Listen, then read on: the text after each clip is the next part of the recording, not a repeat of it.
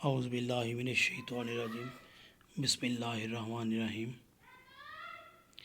اللہم صلی علی محمد وآل محمد۔ السلام علیکم اسٹوڈنٹس، ہم مولانا الطاف حسین علی کی لکھی ہوئی نظم حمد کا مطالعہ کر رہے ہیں۔ پچھلے لیکچر میں ہم نے پہلا شعر جو تھا اس کو مکمل کیا، قبضہ ہو دلوں پر کیا اور اس سے سوا تیرا، ایک بندہ نافرماں ہے حمد سرا تیرا۔ اس کی تشریح ہم نے اس دن پڑھی۔ آج میں آپ کو اس کے جو ریفرنس کے اشعار ہے وہ لکھواؤں گا۔ آپ اس کا مفہوم بھی اس طرح سے دیکھ لیجئے۔ مفہوم آپ لکھیں گے، اے اللہ مجھ جیسا نافرمان بندہ بھی تیری حمد کر رہا ہے، تو یہ دلوں پر تیرے قبضے کا بہت بڑا ایک ثبوت ہے۔ تو اس میں جب آپ تشریح کریں گے تو تشریح کرنے کے بعد آپ نے یہ قرآن پاک کی ایک آیت ہے، اس کے اندر جب آپ ذکر کریں گے کہ اللہ تعالیٰ کی ذات جو ہے ہر چیز سے واقف ہے، تو پھر آپ نے وہاں پر یہ قرآن پاک کی آیت جو ہے یہ لکھ دینی ہے، وَاللَّهُ عَلِيمٌ بِذَاتِ الصُّدُورِ، اور اللہ سینوں کی باتوں سے بھی واقف ہے۔ پھر یہ شعر لکھیں گے، اقبال کا ہے، نہ کہیں جہاں میں امان ملی، جو امان یہ ایکچولی ہے امان، نہ کہیں شعر میں آپ امان لکھیں گے، نہ کہیں جہاں میں امان ملی، جو امان ملی تو کہاں ملی، میرے جرم خانہ خراب کو تیرے عفو بندہ نواز میں۔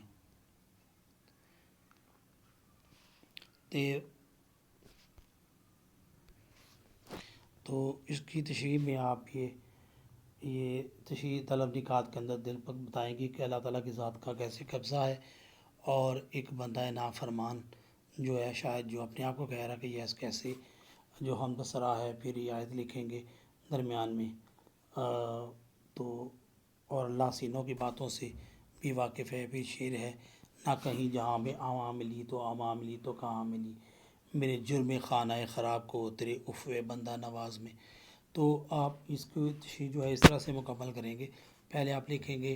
حوالہ شعر، اور حوالہ شعر میں دو چیزیں ہوتی ہیں، ایک ہوتا ہے حوالہ شعر اسی طرح ہے جیسے پیراگراف کے اندر ہوتا ہے حوالہ متن۔ تو حوالہ متن میں ہم سبق کا عنوان اور مصنف کا نام لکھتے ہیں، تو شعر کے اندر حوالہ شعر کے اندر ہم شاعر کا نام اور نظم کا عنوان لکھیں گے، پھر مفہوم، اور اس کے بعد پھر ہم اس کی تشریح کریں گے۔ شعر نمبر 2 ہے، گو سب سے مقدم ہے حق تیرا ادا کرنا، بندے سے مگر ہوگا حق کیسے ادا تیرا۔ گو کا مطلب ہوتا ہے اگرچہ، مقدم ضروری، پہلے، بڑھ کر، اول، بندے سے انسان سے۔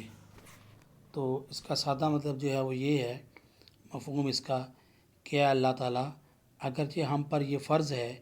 کہ ہم سب سے پہلے تیرا حق ادا کریں، مگر بندوں سے تیرا حق کیسے ادا ہو سکتا ہے۔ تو جب آپ اس کی تشریح کریں گے تو یہ لکھیں گے نہیں ایسے جیسے میں نے یہ ہیڈنگ بنائی ہے، تشریح طلب نکات۔ تو تشریح طلب نکات یہ صرف آپ کو سمجھانے کے لیے ہے کہ اس میں آپ یہ ان چیزوں کو ایکسپلین کریں گے۔ اللہ کا حق سب سے مقدم ہے، بندہ جو ہے یہ کیسے حق ادا کر سکتا ہے، یہ وہاں آپ نے اس کو پیراگراف میں تشریح کرنی ہے، یہ ہیڈنگ نہیں دینی تشریح طلب نکات کی۔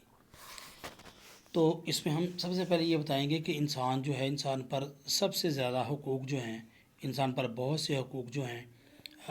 ضروری ہیں حق ادا کرنے۔ ایک انسان ہے، اس پر اپنے ماں باپ کا، بہن بھائیوں کا، دوستوں کا، اساتذہ کا اور رشتہ داروں کا، ہمسایوں کا، اللہ تعالیٰ کا، سب سے یہ حقوق جو ادا کرنے ضروری ہیں۔ ان سب میں سب سے زیادہ حق جو ضروری ادا کرنا ہے وہ اللہ تعالیٰ کی ذات کا حق ادا کرنا ہے۔ لیکن شاعر اس میں یہ کہتا ہے کہ ایک انسان جو ہے اس کے کیسے بس میں ہے کہ وہ اللہ تعالیٰ کا حق ادا کر سکے، وہ تو مالک ہے، چاہتے ہوئے بھی ہم اس کا حق جو ہے وہ ادا جو ہے وہ نہیں کر سکتے۔ تو اس میں مولانا الطاف حسین علی جو ہیں وہ اللہ تعالیٰ کے بندے پر حقوق اور ان کی ادائیگی کا ذکر کرتے ہیں کہ اے خالق حقیقی، تیرے انسان پر بے شمار اور بے انتہا احسانات ہیں، تو نے انسان کو ایک نطفے کی بوند سے پیدا کیا، پھر اسے جمے ہوئے خون کا ایک لوتھڑا بنا دیا، پھر اس کی ہڈیاں بنائیں اور ان کو گوشت سے ڈھانپ دیا، اسے مقررہ عرصے تک ماں کے پیٹ میں رکھا، پھر اس اب قدرت کاملہ سے ماں کے پیٹ سے باہر لایا، اور انسان کو اس کے بچے کے لیے اس کے ماں باپ کے دل میں پھر اللہ تعالیٰ نے محبت پیدا کر دی۔ تو اس کام کے لیے اللہ تعالیٰ نے پھر اس کے لیے سکون کے لیے آرام کے لیے اللہ تعالیٰ نے رات بنائی، دن کام کے لیے بنایا۔ انسان کے اعضاء جو ہیں یہ سارے کے سارے جو ہیں یہ اللہ تعالیٰ کی بہت بڑی نعمت ہیں جو اللہ تعالیٰ نے انسان کو جو ہیں وہ عطا کیے ہیں۔ تو انسان کا جسمانی نظام جو ہے وہ بھی اللہ تعالیٰ کی بہت بڑی نعمت ہے۔ اگر یہ سارے کا سارا نظام رک جائے، فیل ہو جائے، کام نہ کر پائے تو پھر کیا ہوتا ہے، انسان کی جو ہے وہ موت واقع ہو جاتی ہے۔ تو اے اللہ تعالیٰ، یہ اللہ تعالیٰ کے ذات کی اتنے احسانات ہیں۔ دیکھیں انسان کا جسم ایسا ہے، انسان ایسے بھی گزرے کہ جنہوں نے خدا تک ہونے کا دعویٰ کر دیا، لیکن انسان کی اپنی اوقات اور حیثیت یہ ہے کہ اپنی مرضی سے سانس بھی نہیں لے سکتا، اپنی مرضی سے اپنا ادھورا سانس مکمل بھی نہیں کر سکتا۔ ہم بیٹھتے ہیں تو اللہ کے فضل سے بیٹھتے ہیں، کھڑے ہوتے ہیں اللہ کے فضل سے کھڑے ہوتے ہیں، لیٹتے ہیں اللہ کے فضل سے لیٹتے ہیں۔ یہ ساری چیز اللہ کا فضل نہ ہو تو ہم نہ لیٹ سکتے ہیں، نہ کھا سکتے ہیں، نہ پی سکتے ہیں، نہ سانس لے سکتے ہیں۔ ہمارے جسم کے اندر کئی جو سسٹمز ہیں آن دا سیم ٹائم چل رہے ہیں، بلڈ سرکولیشن جو ہے وہ چل رہی ہے، ڈائجسٹیو سسٹم جو ہے وہ چل رہا ہے، تو اور بہت سے نظام جو ہمارے جسم کے اندر جو ہے وہ چل رہے ہیں۔ یہ سارے کے سارے جو ہیں یہ اللہ تعالیٰ کے بہت بڑے احسانات ہیں۔ تو شاعر یہ کہتا ہے کہ اے اللہ تعالیٰ، تیری ان احسانات کے بدلے میں انسان جو ہے اس حوالے سے یہ سمجھتا ہوں کہ تیرے سب سے پہلے حق یہ بنتا ہے کہ یعنی میں انسان تیرے احسانات کا شکریہ ادا کروں۔ لیکن شکر ادا کرنے کا طریقہ یہ ہے کہ انسان جو ہے تیرے وہ احکامات پر عمل کرے۔ احکامات کیا ہیں؟ کہ جن چیزوں سے اللہ تعالیٰ نے کام کرنے کا حکم دیا ہے وہ کام کرے، اور جن چیزوں سے اللہ تعالیٰ کی ذات نے منع کیا ہے وہ ان سے رک جائے، وہ کام نہ کرے۔ یہ ہم اللہ کا حکم پورا کر رہے ہیں، مگر یہ انسان کے بس کا روگ ہی نہیں کہ وہ تیرے حقوق ادا کر سکے۔ یعنی جس طرح وہ کوشش تو کرتا ہے، لیکن جس طرح اس کو کرنا چاہیے اس طرح وہ اس کے حقوق جو ہے وہ ادا نہیں کر سکتا، نہ اسے ہو ہی پاتے ہیں، کیونکہ تیرے حقوق اور احسانات اتنے زیادہ ہیں کہ انسان تیرا شکر اور حق ادا کر ہی نہیں سکتا۔ اسی حقیقت کو بیان کرتے ہوئے جو شاعر ہیں مولانا الطاف سنہالی جو سمت کے شاعر ہیں، کہتے ہیں کہ اے خالق حقیقی، تیرے احسانات کو مد نظر رکھتے ہوئے انسان کا جو سب سے پہلا فرض ہے وہ یہ ہے کہ وہ تیرا حق ادا کرے، مگر تیرے حقوق اتنے زیادہ ہیں کہ یہ اس کے بس کے بات نہیں ہے، اس کے بس کی بات نہیں ہے کہ وہ تیرے ان حقوق کو ادا کر سکے۔ وہ تو ان کی جرت بھی نہیں کر سکتا کہ تیرے احسانات کا شکریہ صحیح ہمارے اوپر لازم ہے کہ ہم شکریہ ادا کریں، لیکن جیسے حق ہونا چاہیے ویسے ہم جو ہے اللہ تعالیٰ کے احکام، اللہ تعالیٰ کے جو احسانات ہیں ان کو شکریہ ادا نہیں کر سکتے۔ گویا بندے پر تیرے اتنے زیادہ اور بے شمار احسانات ہیں کہ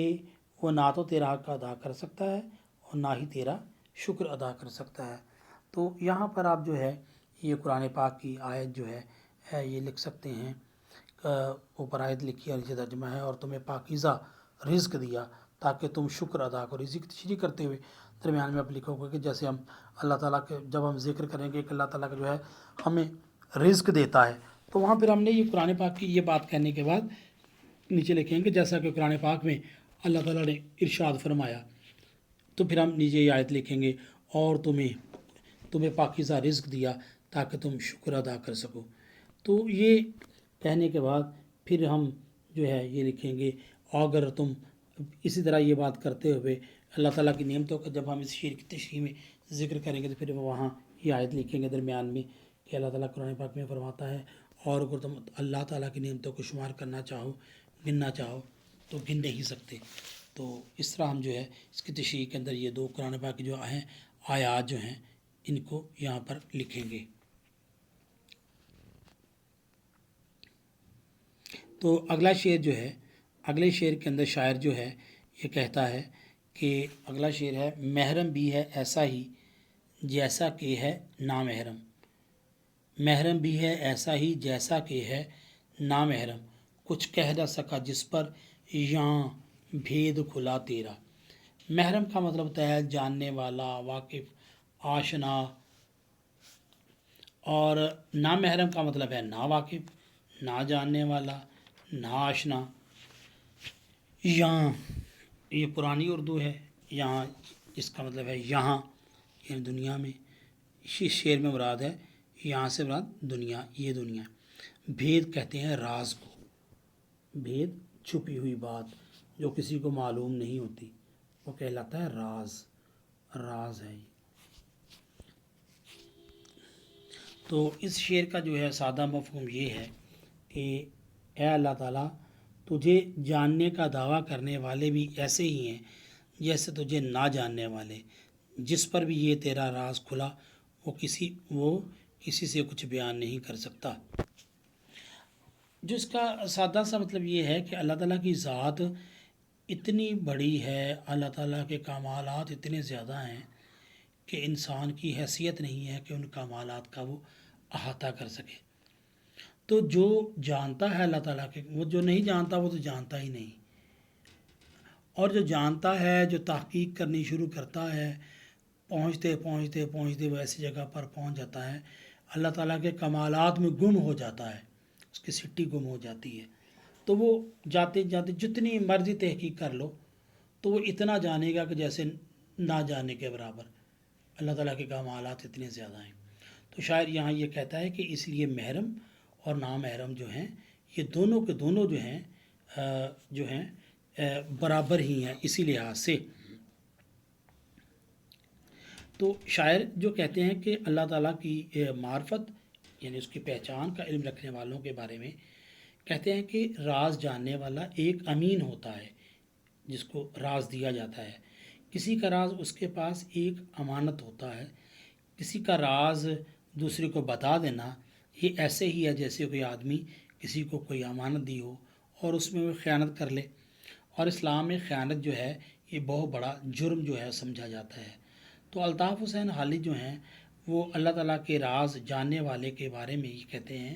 کہ اللہ تعالیٰ تیرا راز جاننے والا بھی اس حقیقت کو جانتا ہے کہ تیرے راز اس کے پاس تیری امانت ہیں، ان کو اگر وہ کھول دے گا، بتا دے گا تو یہ ان کی خیانت ہے۔ اس خیانت سے بچنے کے لیے تیری معرفت کے راز کسی کو وہ بتاتا نہیں، اور وہ یوں ظاہر کرتا ہے کہ وہ تیری معرفت کے رازوں کو جانتا ہی نہیں ہے، اس تک پہنچا ہی نہیں ہے،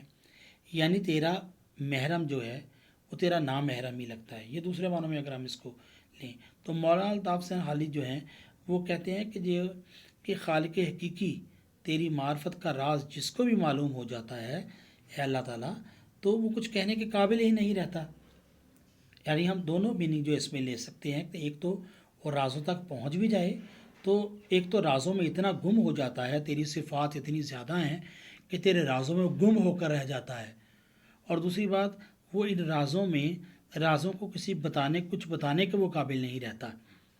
تو اس لیے جو اللہ تعالیٰ کے بہت قریب پہنچ جاتے ہیں ان لوگوں کے بارے میں اندر اللہ تعالیٰ کی معرفت حاصل ہو جانے کے بعد اللہ تعالیٰ کی محبت میں وہ لوگ جو ہیں وہ بڑے لوگ جو اللہ کی بارگاہ میں اللہ کے سے محبت میں اتنا آگے نکل جاتے ہیں، وہ اللہ کی محبت میں اتنا گم ہو جاتے ہیں کہ انہیں دنیا کی کوئی خبر نہیں رہتی، اور پھر وہ اللہ تعالیٰ کے کمالات کو بولنے کے قابل بھی نہیں رہتے۔ تو اس لیے شاعر کے ہاں جو ہے وہ کہتا ہے کہ جو اللہ تعالیٰ کی ذات ہے وہ اس کے کمالات جو ہیں اتنے زیادہ ہیں کہ جاننے والا اور نہ جاننے والا یہ دونوں، شاعر کہتا ہے کہ میری نظر میں یہ دونوں برابر ہی ہیں۔ تو یہاں پر جیسے میں نے آپ کو بتایا محرم نامحرم کا پہلے فرق بتائیں گے، پھر بتائیں گے کہ اللہ کا راز ہے کیا، کس طرح سے جو ہے کہ محرم اور نامحرم کس طرح سے جو ہیں یہ برابر ہو جاتے ہیں۔ شعر آپ لکھیں گے، امیر مینائی کا شعر ہے، لاکھ پردوں میں ہے تو بے پردہ، لاکھ پردوں میں ہے تو بے پردہ، 100 نشانوں پہ بے نشان تو ہے۔ انسان جتنا تجھے ڈھونڈتا رہے تیرے نشان تک پہنچ نہیں پاتا، اور انسان جو ہے وہ اللہ تعالیٰ کی ذات کو ڈھونڈتا اس کے کمالات میں گم ہو جاتا ہے۔ تو اگرچہ وہ معرفت میں بہت آگے نکل جاتا ہے، لیکن دنیاوی لحاظ سے دیکھا جائے تو اللہ تعالیٰ کے کمالات وہ لوگوں تک بتا نہیں پاتا کہ اللہ تعالیٰ کے کمالات جو ہیں کتنے زیادہ ہیں۔ تو آپ ان دو اشعار کو اس طرح سے پڑھیے گا، پھر انشاءاللہ اگلے لیکچر کے اندر جو ہے ہم انشاءاللہ یہیں سے اگلے لیسن سے اگلے شعر سے ہم اس کو پڑھیں گے دوبارہ سے۔ تب تک کے لیے فی امان اللہ۔